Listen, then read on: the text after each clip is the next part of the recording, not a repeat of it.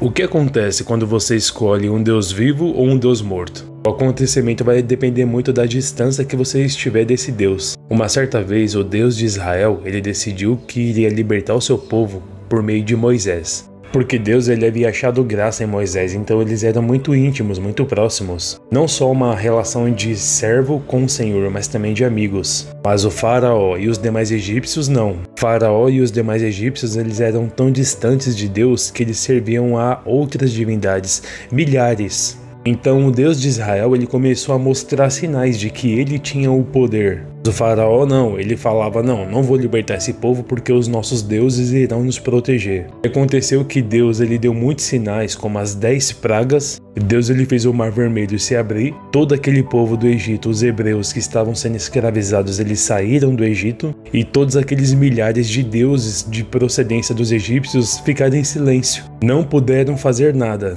Isso porque o Deus vivo, o Deus verdadeiro estava com Moisés. Depois lá no deserto, Moisés ele subiu ao monte porque o Senhor daria para ele as tábuas da lei com os 10 mandamentos. E aquele povo que ficou lá embaixo, mesmo depois de tantos sinais, mesmo depois do Senhor cuidar deles, eles sentiram uma necessidade de, mesmo assim, cultuar um Deus que eles pudessem ver. E como Moisés estava demorando para retornar do monte, eles criaram ali um bezerro de ouro. Passado 40 dias de que Moisés tinha subido no monte, quando ele retornou, ele encontrou aquele Deus e aquele povo adorando aquele Deus, no caso o bezerro de ouro. Moisés ficou tão indignado que ele pegou aquelas tábuas de pedra que estavam escritas as leis, ele jogou no chão e se quebraram.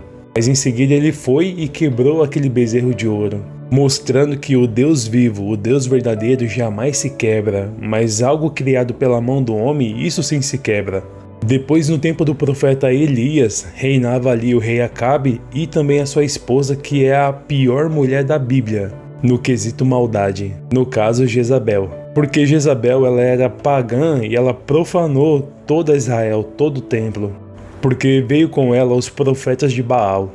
Elias profetizou que não cairia do céu água, não cairia chuva enquanto ele não orasse ao Senhor. Enquanto isso, os profetas de Baal clamavam a Baal por chuva, por água e água não via. Então ficou ali uma escassez de água. Mas Baal não era um Deus. Mas a palavra que Elias lançou da sua boca permaneceu porque o Senhor estava com ele, porque Elias ele era próximo e andava com Deus. Então depois de 3 anos Elias retorna e ele desafia o rei Acabe, falando o seguinte: vamos fazer assim, vamos orar, eu vou orar ao Senhor e você e os profetas de Baal vão orar a Baal. E aquele que responder com fogo do céu, esse é Deus. Eram ali pelo menos 400 profetas de Baal, e todos começaram a orar, começaram a se sacrificar, a bater em si mesmos, se machucar em sacrifício a Baal. E nisso passou uma boa parte do dia e nada de resposta, mais uma vez provando que o Deus vivo é o único que tem poder. Claramente não teve resposta do céu por parte de Baal.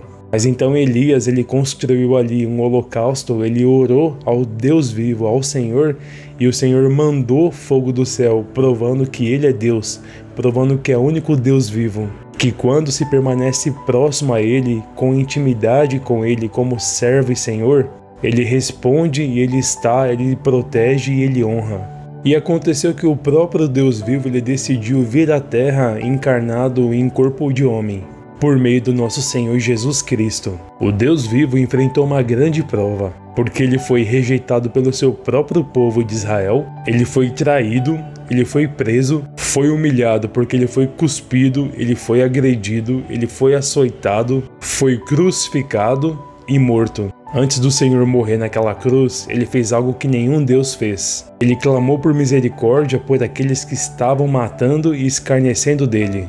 Pai, perdoa eles, porque eles não sabem o que fazem. Eu não vi os deuses do Egito clamando por misericórdia. Eu não vi Baal clamando por misericórdia pelos profetas. Então o Filho de Deus, que é o próprio Deus encarnado, ele morreu naquela cruz. Mas olha só o que fala Mateus 28, a partir do versículo 5. Mas o anjo respondendo, disse às mulheres: não tenham medo, pois eu sei que buscais a Jesus que foi crucificado. Ele não está aqui, porque já ressuscitou, como havia dito. Ou seja, diferente de todos esses outros deuses que eu mencionei, o Senhor Jesus Cristo é o único Deus que ressuscitou.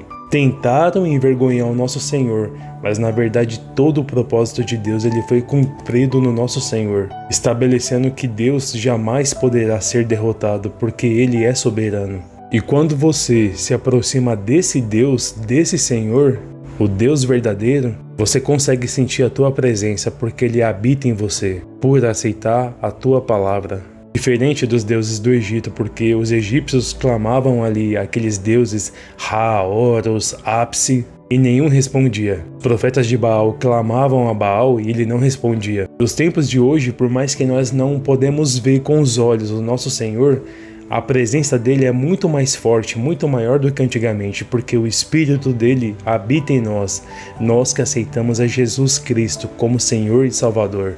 Por isso é muito importante se apegar e estar próximo de Deus, evitar esses deuses que não falam, que não cheiram, que não olham, que têm uma aparência, mas estão mortos, e assim permanecer sempre com o Deus vivo, aquele que tem o poder de proporcionar a sua salvação. Amém.